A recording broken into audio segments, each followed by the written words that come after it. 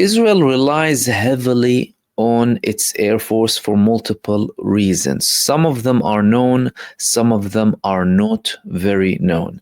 One of the Israeli senior military figures, who is a retired Major General Yitzhak Brik, is criticizing the Israeli reliance on its air force.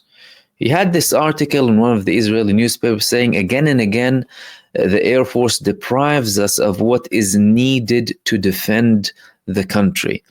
The argument that's coming from Major General Yitzhak Brik in this article is that, well, we shouldn't really be relying that much on Air Force. For example, in Yemen, why don't we have ballistic missiles to launch at Yemen?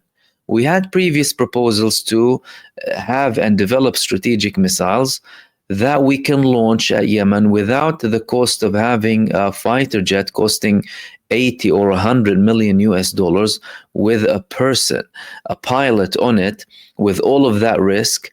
And again, having an ineffective attack at the end of the day that we can do with a missile. Why are we not doing this? This is taking us back. We need to have strategic missiles. Now, many believe that Israel's reliance on its fighter jets and air force is coming from the relation with the United States of America and the fact that, well, the United States sends them aid and they can afford air force, and air force is a little bit more superior when it comes to attacking other countries. However, what's happening now and the confrontations we're seeing are proving that the Air Force actually doesn't have an edge in every case, in every scenario, especially when countries have solid air defense systems. But what people are not really talking about is the fact that when it comes to the fighter jets from Israel and the aid that they're getting from the United States, that is conditional to buy parts from the United States and fighter jets from the United States.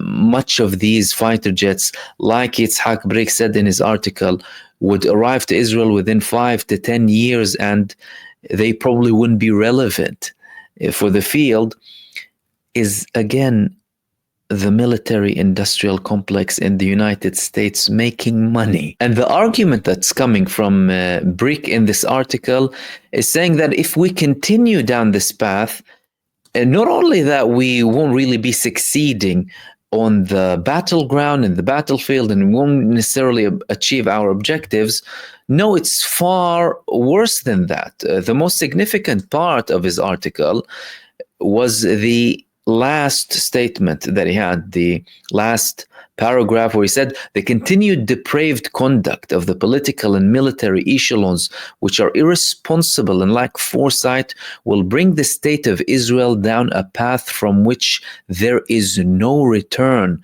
Without the ability to defend itself within a few years, the current leadership at the political and military echelons does not fully understand the emerging security reality in the Middle East and is leading the people of Israel towards a downward spiral. And without its immediate replacement, we will not be able to survive in the Middle East. There will be no resurrection for the people of Israel with such leadership, and those who have not yet understood this will understand when it is too late to fix.